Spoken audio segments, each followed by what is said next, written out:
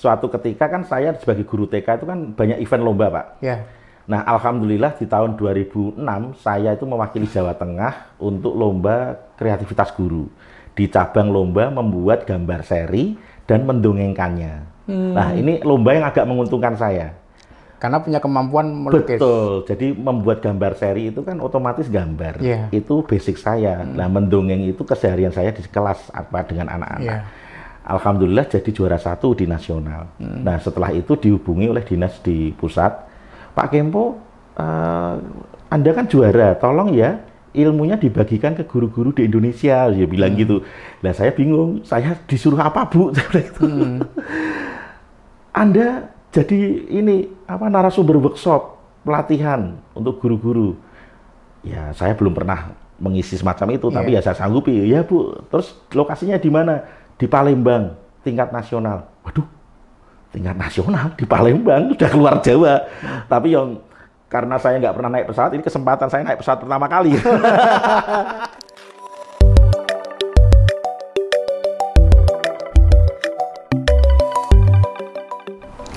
Assalamualaikum warahmatullahi wabarakatuh.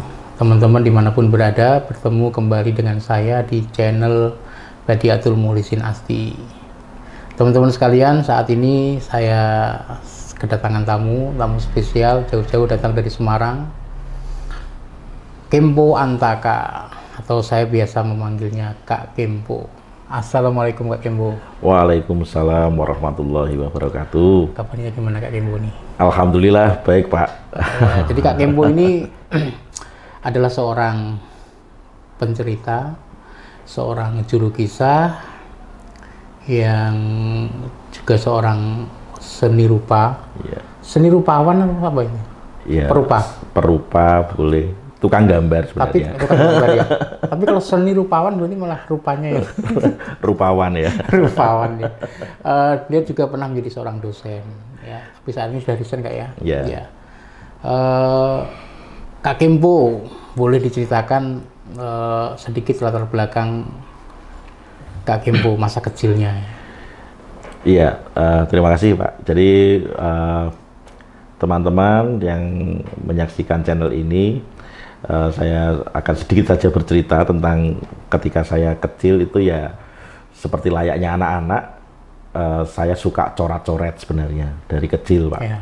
Suka coret-coret, saya masih bisa melihat bekas coretan saya ketika anak-anak itu ya karena saya ketika masih kelas 6, coretan di dinding itu masih awet ada. Ya. Sampai sekarang?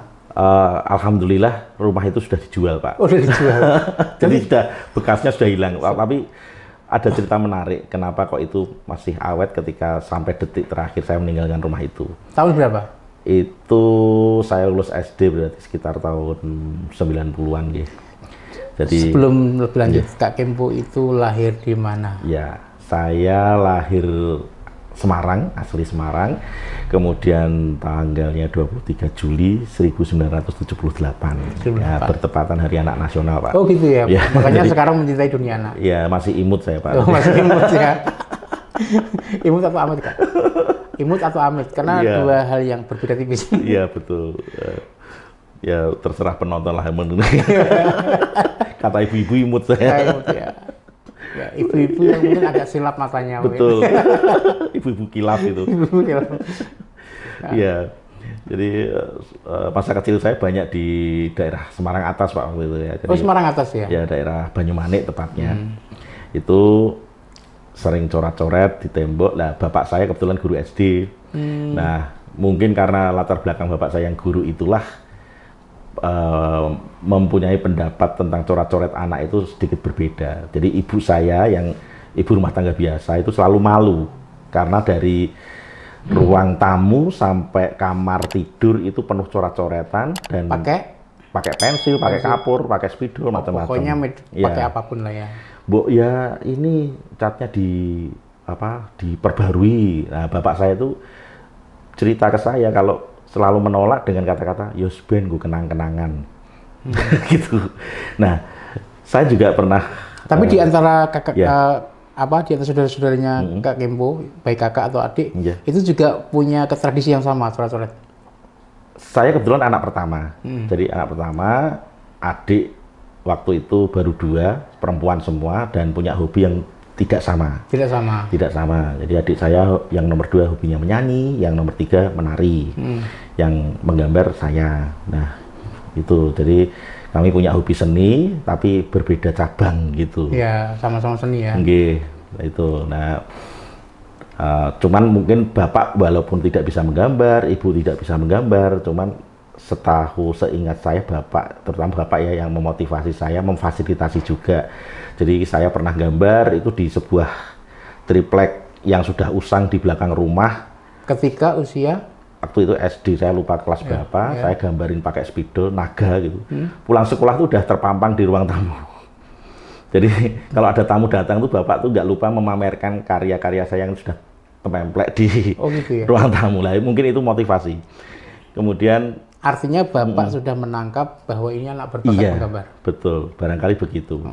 Terus saya itu kalau minta mainan Pak, itu bapak selalu bilang gini, kowe gambar sih, mengko gambare di tumbas bapak.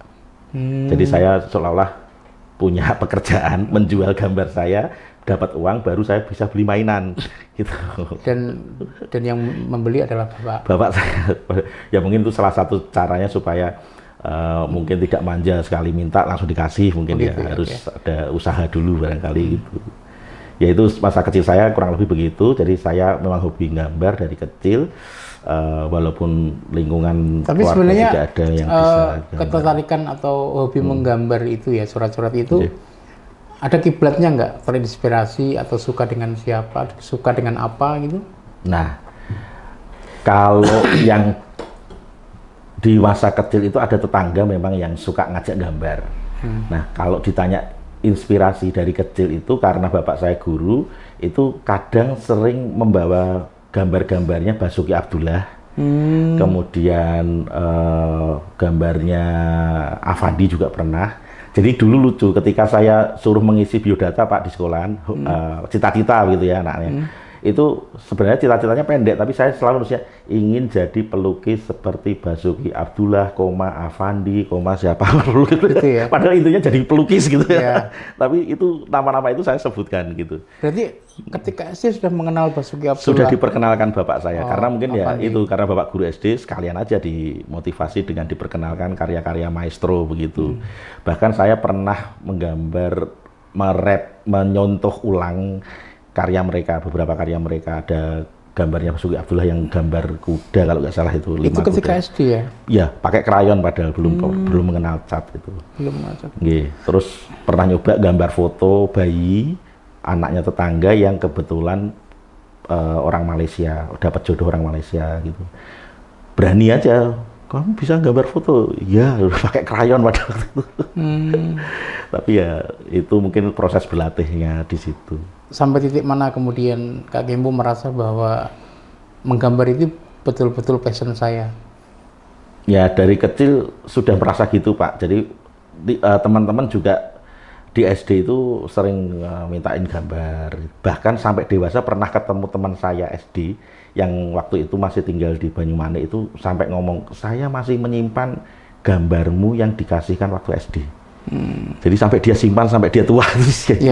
Dan saya akhirnya jadi motivasi sekolah di kuliah itu ya akhirnya nggak jauh-jauh milih yang di jurusan ada keseni rupaannya gitu. Berarti akhirnya kuliah di jurusan seni rupa? Kebetulan alhamdulillah takdir mempertemukan dengan IKIP negeri waktu itu, belum UNES ya. Di pendidikan seni rupa begitu. Masuk di sana tahun 97. Jadi saya lulus 96 SMA, sempat cuti 1 tahun, lalu masuk ke IKIP itu. Tapi saat ini Kak Gempo itu dikenal sebagai seorang storyteller, seorang pendongeng, seorang juru kisah yang orang awam biasanya, orang masyarakat umum menyebutnya sebagai seorang pendongeng, seorang pencerita. Tapi juga di situ memadukan dengan gambar. Gitu. Kapan itu? Ya, saya mencoba mengingat-ingat kira-kira mungkin sekitar tahun 2008 itu ada satu masa di mana saya itu diundang Pak, diundang ada acara mengumpulkan anak-anak yang nyuwun sewu terkena penyakit talasemia. Cuci darah, harus cuci darah. Harus cuci darah setiap bulan. Iya, setiap bulan. Kemudian saya menyanggupi untuk mengisi hiburannya anak-anak itu. Dilalah kok panitianya itu cerita detail tentang anak-anak itu. Dan salah satu ceritanya itu membuat saya ternyuh karena sebelum lebih jauh, mohon maaf Kak Kempo. Jadi Kak Kempo diundang untuk menghibur anak-anak yang talasemia itu dalam kapasitas Kak Kempo sebagai?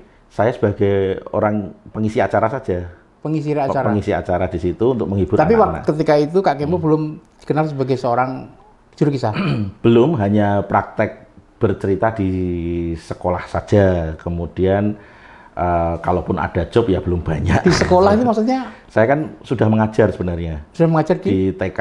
Oh, di TK ya. Di TK. Jadi Kak Kempo ini dulu pernah menjadi seorang guru TK. Guru TK ya. Bahkan sertifikasi saya masuk sebagai guru PAUD. Sejak tahun berapa sampai tahun berapa Kak guru TK? Itu sebenarnya praktek guru TK itu dari masa kuliah nih, sebelum saya lulus sudah, cuman resminya jadi guru TK itu ya sertifikasi itu turun tahun 2011. Padahal guru TK kebanyakan dari ibu-ibu. Berarti Kak Kempo paling tampan sendiri. Kami adalah kaum minoritas di ketekaan. Ketekaan ya. Tapi sangat dibutuhkan saat ada ini pekerjaan berat. Suruh menek ondol, gitu.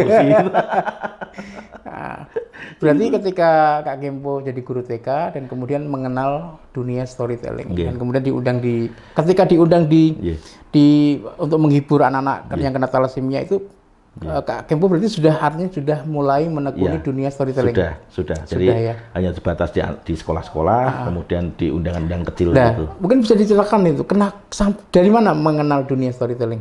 Ya, agak mundur mengenal storytelling itu ya waktu di masa kuliah di S1 itu ada event lomba penelitian, kemudian dosen pembimbing itu meminta saya untuk mencari ide sendiri, mau meneliti apa, pokoknya yang berhubungan dengan jurusanmu gitu kan. Karena jurusannya pendidikan seni rupa, saya ya nggak jauh-jauh meneliti tentang proses pembelajaran di sekolah. Waktu itu berarti di mata pelajaran, saya ambil SD, mata pelajarannya waktu itu namanya Kertangkes, Kerajinan Tangan dan Kesenian, khususnya kegiatan menggambar gitu ya. Tapi harus bagaimana nih yang inovatif supaya bisa jadi bahan penelitian begitu kan. Kemudian terinspirasi oleh artis tahun 90-an, karena saya anak 90-an, yaitu Ria Enes dan bonekanya Susan gitu ya. Saya kepikiran Ria Enes bonekanya Susan itu kan kalau mempengaruhi anak begitu mudahnya dengan cara memainkan boneka itu. Cuman saya kok belum pernah lihat guru SD, guru kelas yang memainkan boneka di depan anak-anak siswanya, sehingga anak-anak siswanya itu suasana belajarnya menjadi gembira gitu. Hangat. Ya. Hangat, terus ada tertarik, menyenangkan. Nah, saya nyoba, terus saya juga mengembangkan storytelling waktu itu, mendongeng untuk mencari sebagai inspirasi atau merangsang anak untuk mencari ide gambarnya. Jadi selama ini kan kita tahu guru kelas terutama nyun sewu hanya bisa meminta anak udah gambar bebas atau enggak nyontoin, terus anak-anak suruh mencontoh apa adanya di papan tulis begitu ya. Nah, saya kurang setuju dengan itu karena sisi kreatifnya kurang banyak tersentuh gitu. Maka dengan storytelling saya menyampaikan cerita, anak-anak mendengarkan, kemudian saya minta untuk menggambar apa yang sudah mereka serap dalam cerita itu begitu. Akhirnya muncullah gambar-gambar yang berbeda-beda dan adegan-adegan yang ditampilkan anak-anak dari cerita yang mereka dengarkan itu berbeda-beda. Nah, ini menurut saya menarik waktu itu dan memotivasinya lewat boneka. Jadi ketika kita mendatangi, ketika berproses misalnya anak-anak sedang menggambar, misalnya namanya Adi, coba Adi boleh lihat gambarmu. Nah, ini boneka ini sebagai seolah-olah sosok yang ikut mengevaluasi. Iya, keterlibat. Coba namanya waktu itu boneka saya Moncil, Pak. Monyet kecil, boneka tangan murah gitu ya. Boneka monyet gitu ya. Moncil, coba gambarnya Adi menurutmu gimana? Wah, gambarnya bagus, tapi coba lain kali pakai warna yang warna-warni. Itu saya melihat anak itu dengan ikhlas langsung dikerjakan hari itu juga. Sedangkan dengan cara konvensional, nyuwun saya kalau guru, ini kok gambarnya akeh putih-putih, mewarna kok metu garis. Biasanya bocah ki ono sing rodok ngeyel, capek Bu gitu. Yeah. Ini beda kalau dengan suasana pendekatan seperti itu. Dengan pendekatan yang. Tapi Kak Kepo berarti artinya waktu itu sudah pakai boneka juga? Sudah sebisa-bisa sudah berlatih untuk menirukan suara anak-anak? Sudah sebisa saya dengan berlatih di depan kaca waktu, karena nggak ada yang ngajarin. Nggak ada yang ngajarin. Cuman kepengen meniru Ria Enes, ya harus saya coba gitu dengan sesuai ya. Dengan semampu saya begitu. Sampai kemudian sampai titik di mana Kak Kempo hampir terjun secara total sebagai seorang storyteller ya. Dan kemudian betul-betul bagus menirukan. Ya, jadi memang latihan mengubah suara misalnya contohnya itu memang harus diulang-ulang Bapak. Jadi ada mentornya. Kebetulan ketika awalnya tanpa mentor, nah ini suatu ketika kan saya sebagai guru TK itu kan banyak event lomba Pak. Ya. Nah alhamdulillah di tahun 2006 saya itu mewakili Jawa Tengah untuk lomba kreativitas guru. Di cabang lomba membuat gambar seri dan mendongengkannya. Nah ini lomba yang agak menguntungkan saya. Karena punya kemampuan melukis. Betul, jadi membuat gambar seri itu kan otomatis gambar. Yeah. Itu basic saya. Nah mendongeng itu keseharian saya di kelas apa dengan anak-anak. Yeah. Alhamdulillah jadi juara 1 di nasional. Nah setelah itu dihubungi oleh dinas di pusat, Pak Kempo, Anda kan juara, tolong ya ilmunya dibagikan ke guru-guru di Indonesia, dia bilang gitu. Nah saya bingung, saya disuruh apa Bu? Anda jadi ini apa narasumber workshop pelatihan untuk guru-guru. Ya saya belum pernah mengisi semacam itu, tapi ya saya sanggupi. Ya Bu, terus lokasinya di mana? Di Palembang, tingkat nasional. Waduh, tingkat nasional di Palembang, udah keluar Jawa. Tapi yang karena saya nggak pernah naik pesawat, ini kesempatan saya naik pesawat pertama kali. Gratis lagi naik Garuda gitu kan. Udah. Nggak, maksudnya kesempatan nggak akan datang 2 kali. Iya, akhirnya saya terima. Alhamdulillah ternyata narasumbernya waktu itu ada 4 Pak. Selain saya ada Kak Bimo, pencerita dari Yogyakarta. Waktu itu sebutannya kan beliau Master Dongeng Indonesia. Iya. Kemudian ada Kak Kusumo. Berarti ketika itu Kak Bimo juga masih menggunakan kata dongeng ya? Master dongeng. Masih. Karena PPMI belum terbentuk. Ya. Kemudian ada Kak Kusumo yang almarhum yang baru saja meninggal, dan almarhum juga Pak Raden Siunil. Ya, okay. Jadi kami berempat. Pak Dr. Andes Suyati. Iya, Pak Dr. Andes Suyati. Nah, dilalah. Berarti di antara 4 itu yang dalam tanda petik yang junior Kak Kempo. Betul, saya masih cupu Pak. Yang lain master semua, sudah saya master, masih cupu. Kak Kusumo, Pak Raden, Kak Bimo kan mereka semua pionir-pionir semua. Iya. Saya guru TK gitu ya.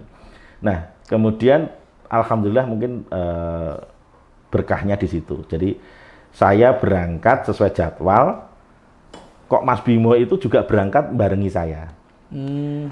Ketemu di bandara di Palembang itu, beliau sudah nunggu bersama orang hotel yang menjemput saya. Terus akhirnya kami berkenalan selama perjalanan.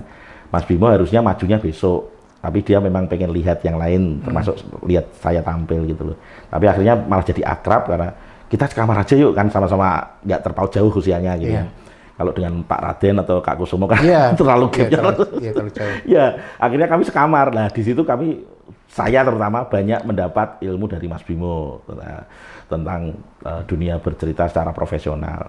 Nah setelah acara di Palembang itu, Mas Bimo nawarin saya untuk ikut pelatihan teknik dasar mendongeng selama 2 hari di Jogja yang dia selenggarakan.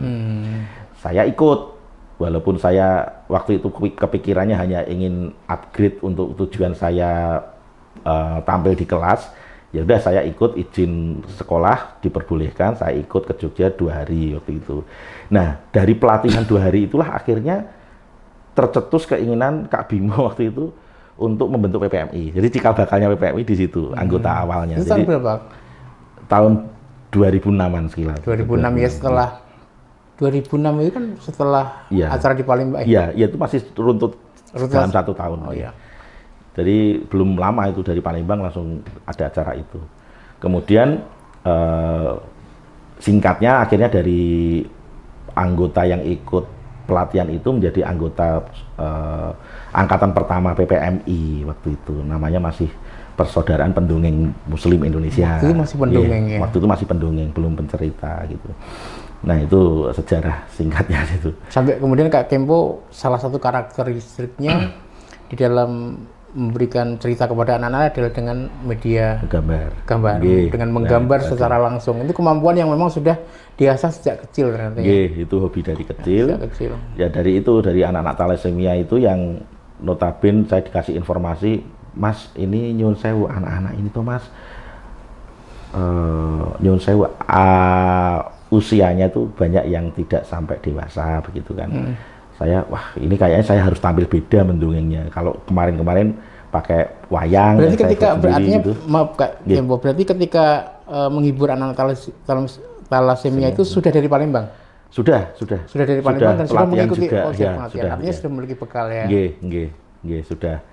Nah, itu sempat saya kan mengeksplor diri. Jadi pernah pakai media boneka wayang, pernah pakai sulap, bahkan tanpa media pun sering.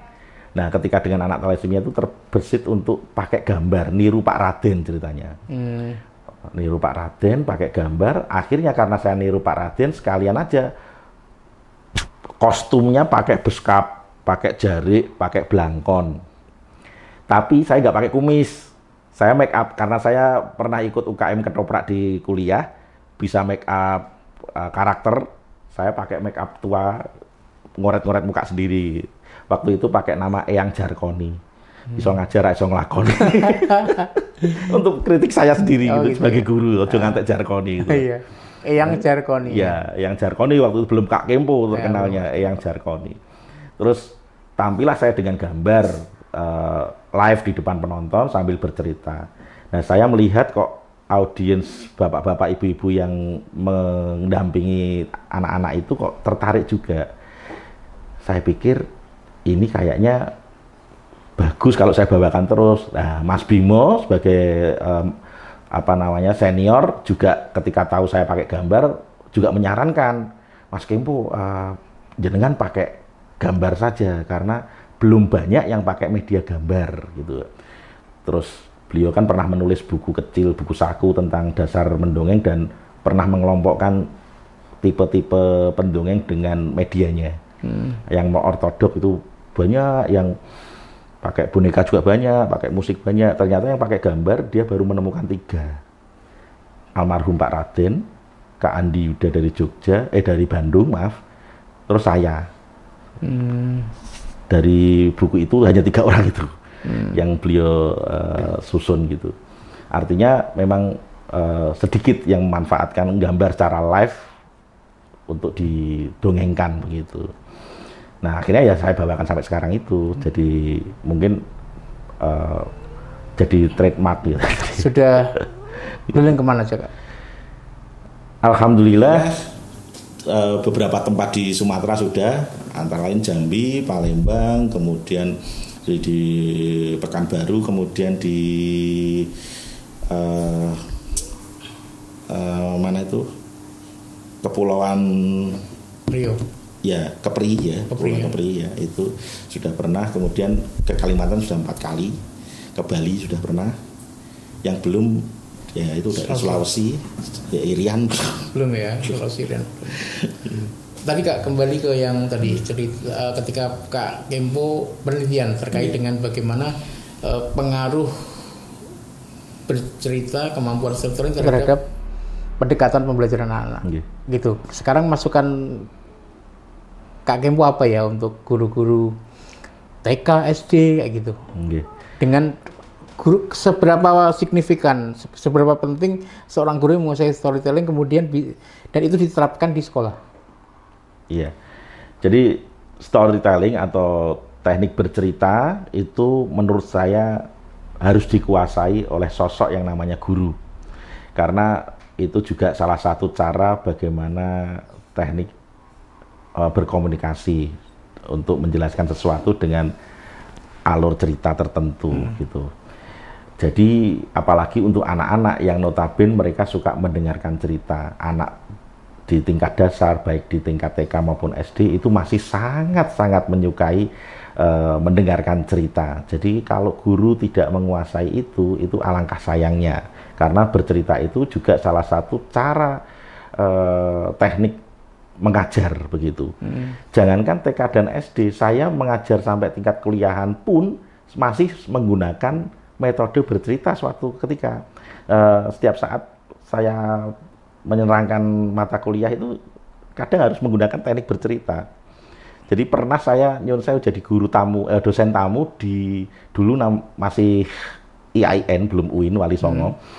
Itu untuk mahasiswa yang mendapat beasiswa sebagai syarat sertifikasi. Artinya Bapak Ibu guru yang sudah ngajar tapi belum S1. Maka mereka harus S1 kan. Nah, panjenengan bisa bayangkan mereka senior-senior, sepuh-sepuh harus kuliah, tapi kuliahnya itu untuk syarat sertifikasi. Betapa semangatnya mereka. Itu saya harus pakai cara apa? Akhirnya pakai cara storytelling, Pak. Dan itu manjur. Gitu. Mereka fokus kuliah. Kalau pakai cara yang konvensional, ceramah, mereka khusyuk. Tidur maksudnya. Khusyuk tidur. Berarti artinya sebenarnya teknik bercerita itu bisa diterapkan lintas usia. Tinggal tadi ketika Kak Kempo bercerita juga ibu-ibunya juga menikmati kayak iya, menikmati. Hanya mungkin segelintir anak-anak yang belum yang tidak terlalu menikmati, tapi banyak anak-anak yang menikmati, bahkan ibu-ibunya juga menikmati. Jadi memang kondisi audiens yang beraneka usia itu memang jadi kendala kita pencerita, karena kita mau menceritakan yang khusus yang usianya anak-anak, mungkin yang usianya sudah remaja ke atas jadi boring gitu kan. Kita cari materi yang usianya remaja ke atas, yang anak-anak nggak paham gitu ya. Jadi itu memang jadi tantangan. Jadi ketika kita bercerita ada anak-anak yang sangat muda usianya, anak sangat muda itu kan rentan konsentrasinya kan sangat pendek. Semakin pendek usia kan tingkat konsentrasinya sangat pendek. Nah itu bisa jadi ya pintar-pintar kita mengolah audiens, mengolah kelas kalau di sekolah gitu. Ya, Kak Kempo itu kan sekarang juga sudah mendirikan sanggar. Sanggar Cergam. Sanggar Cergam. Tujuan apa Kak Kempo sampai mendirikan sanggar? Ya, jadi mendirikan Sanggar Cergam itu memang sebagai salah satu cara saya untuk pertama juga bisa mengembangkan diri, yang kedua juga menyebarkan apa yang saya bisa. Salah satunya teknik bercerita itu tadi kepada teman-teman yang berminat begitu. Termasuk kalau menggambar, memang kemarin itu sebelum pandemi dari yang saya lihat banyak yang ikut anak-anak, tapi justru yang belajar bercerita itu malah banyak yang dewasa, remaja ke atas itu banyak yang ikut, Pak. Dari mulai yang guru, yang wira swasta, sampai yang ibu rumah tangga itu ikut. Walaupun yang ada yang ibu rumah tangga yang nggak mau ujian, takut tampil di depan kalau ujian. Nah, sekarang dari perjalanan membuat Sanggar Cergam itu, ada nggak ya peserta pelatihannya Kak Kempo yang mengikuti Kak Kempo menggabungkan antara cerita dan gambar? Sementara ini yang menggabungkan secara intens kegiatan bercerita terus medianya gambar itu memang belum ada, Pak. Cuman teman-teman di luar itu banyak mengembangkan dengan cara mereka sendiri. Ada yang dengan boneka, ventriloquist, ada juga sudah banyak juga yang menguasai mengubah suara gitu juga ada. Cuman yang memang dengan keterampilan menggambar memang karena harus menguasai teknik menggambarnya juga, memang itu butuh waktu sepertinya. Berarti apa yang ditekankan di Sanggar Kak Cergam yang dilatihkan itu apa aja? Iya.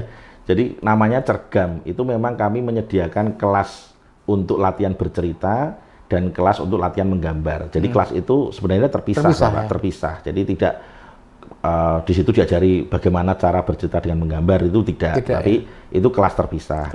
Nah, di dalam kelas bercerita itu kami membebaskan peserta untuk mengembangkan kemampuannya. Artinya begini, nanti ada proses ujian kan Pak, saya selalu menyarankan untuk mempersiapkan, misalnya Anda pengen dengan boneka, ayo kita siapkan dengan bagaimana memanfaatkan boneka. Anda kepengen dengan gambar, ayo disiapkan sejak dini bagaimana memanfaatkan efektif dan efisien dengan gambar. Jadi tampil nanti di ujian itu bisa beda-beda, tidak hanya ortodok tanpa media semua, tapi ada yang pakai media wayang, ada yang pakai media gambar. Kalau Kak Yuli ikut ujian nggak? Kak Yulianto dari Grobogan itu ikut ujian, dan tampilannya bagus. Waktu itu belum pakai boneka ya Kak ya, belum pakai boneka, masih biasa ortodok begitu, tapi sudah tampilnya berani menyatu dengan anak-anak gitu ya, karena memang kan wajahnya masih anak-anak gitu. Kalau kumpul sama anak-anak itu masih pantas gitu. Kalau Kak Kembo? Kalau saya kan dipanggil Kak, itu sebenarnya bukan kakak, kakek gitu ya. Baru tahu aku, baru tahu. Oke. Oke, jadi storytelling itu bisa dilatihkan, bisa dipelajari. Setiap orang punya bakat yang sama untuk menjadi seorang storyteller. Iya, jadi setiap orang itu bisa menguasai sesuatu keterampilan.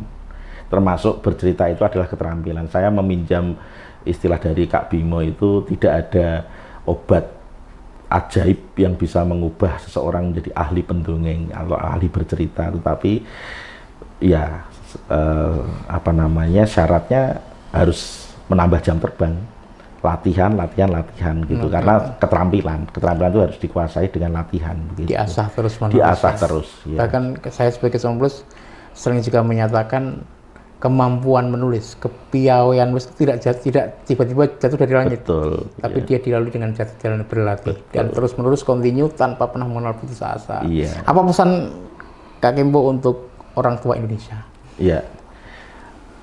Untuk orang tua Indonesia dan guru, dan khususnya guru ya, itu punya tanggung jawab untuk melindungi anaknya, untuk mendidik anaknya, dan untuk memanusiakan anaknya gitu ya.